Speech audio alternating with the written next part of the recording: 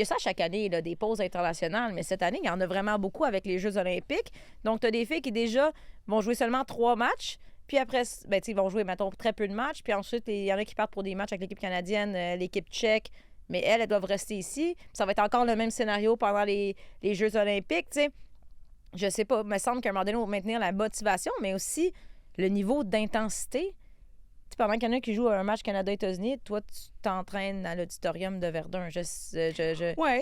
En même temps, tu peux travailler, tu te dois de travailler. En général, ils vont quand même avoir quelques jours de congé, là, tout dépendant, évidemment, là, les équipes préparateurs physiques, entraîneurs, GM, là, travaillent l'horaire pour s'assurer que le volume est bon. Mais en même temps, c'est des moments qui sont moins le fun parce qu'évidemment, toute l'équipe n'est pas là. Par contre, c'est des moments que tu as peu dans la saison pour travailler sur des choses individuelles.